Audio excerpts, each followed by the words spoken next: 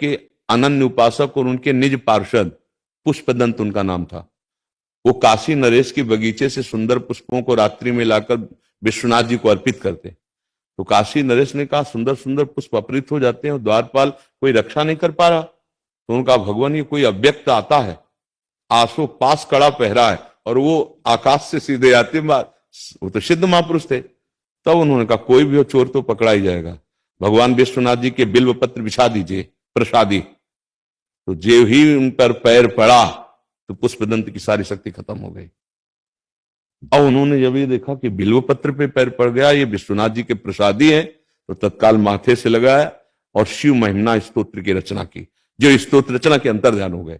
इस प्रसंग में जो इशारा निकल रहा है, भगवान के प्रसादी तुलसी दल, प्रसादी पुष्प और प्रसादी जो पत्र आदि हैं, वो हमारे जैसे बिल्व पत्र हमारे पैर से छू जाए तो सारी शक्ति नष्ट हो जाएगी। अगर भगवान का स्वरूप, भगवान का नाम, भगवान का जो ये लीला विलास हो रहा है माया में, कैसे बताएं, कैसे कैसे प्रयोग, ऐसे ऐसे पाउच हैं जिन पे ऊपर लिखा हुआ है नाम और अंदर भरी हुई खैनी, और वो नाम जो हमारा प्राण है, हमारा जीवन है, ऐसे ऐसे नामों का जो अपराध बन रहा है। वो लोग समझते हैं कि हम इष्ट के नाम के बल से धनी हो जाएंगे।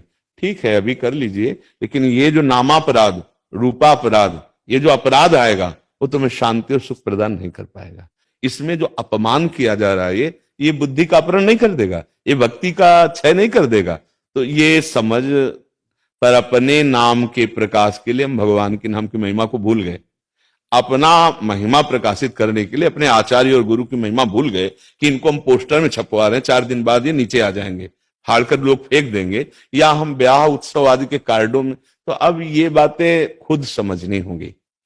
हम तो प्रार्थना ही कर सकते हैं या आप प्रार्थना कर सकते हैं, पर हमारी समाज को खुद समझना होगा कि इतना प्रेम नाम के प्रति और फिर उसका ऐसे अपमान, चाहे राम बोलो, कृष्ण बोलो, हरि बोलो, जो हम अपने हृदय में रखते हैं, जो हम सिंहासन पे विराजमान किए हैं, वही तो नाम है ना, वही तो रूप है ना।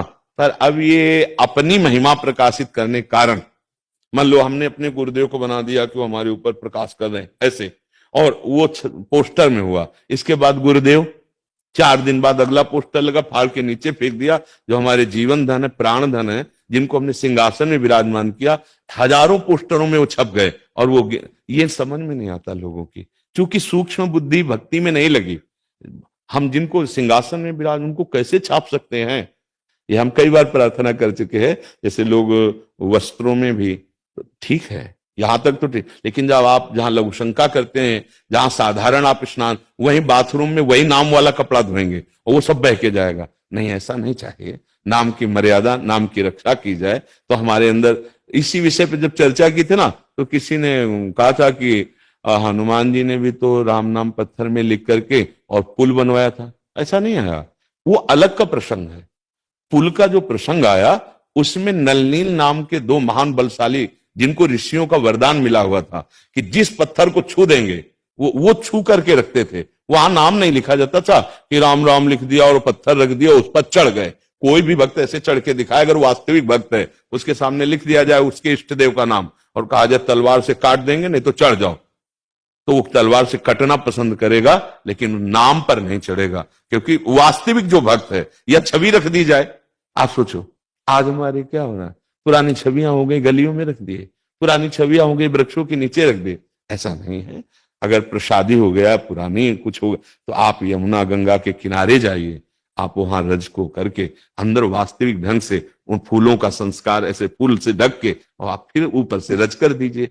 या अगर ऐसा कुछ पुष्प आदि है, कोई सरोवर, कोई पवित्र स्थान, ऐसे थोड़ी होता है कि भगवत प्रसादी या भगवत स्वरूपों का अपमान करने के लिए रोड के पहले सिंहासन में रख के भोग लगाते रहे, अब रोड के किनारे रख दिए। माना पीपल का वृक्ष है, माना कोई वृक्ष है, लेकिन वहां धूल पड़ रही है, वहां पशु भी, कुत्ता भी आकर लघु शंका कर जाएगा, वही तुम्हारे आराध्य देव, तुम्हारी बुद्धि ठीक है, भ्रष्ट हो जाएगी। तो इन सब बातों पर विवेकवान विचार करें, और संत जन, जो महापुरुष जन है, इन बातों को समझाएं, तभी समझ में आएगा। नहीं तो स्वार्थ में भरी बुद्धि में ये बातें कहाँ समझ में आती। मान लो आप परमार्थ के पति को, तो आपको इस बात की पीड़ा है, तो ये चर्चा कई बार हो चुकी है, पर आपके प्रश्न के अनुसार पुनः कर रहे हैं और सबसे प्रार्थना कर रहे हैं कि ये छोटा मोटा अपराध नहीं, ये नामा अपराध है, ये सेवा अपराध है, भगवत अपराध है, ये गुरु अपराध। अपने गुरु को कोई कौन अपराध करेगा, पर अपने गुरु की छवि जो हृदय में रखनी है, जो सिंहासन में रखनी, वही हम छपवा दिए हजारों रूपों में और वो गलियों में ऐसे, तो हमें लगता है भारी अपराध है, इससे बचना। इसीलिए प्रेम नहीं आ रहा, इसीलिए वो शुद्ध बोध नहीं हो रहा, इसीलिए शुद्ध भक्ति का प्रकाश नहीं हो पा रहा। नहीं तो थोड़ा भी नाम जप करे तो हृदय पवित्र होने लगता है।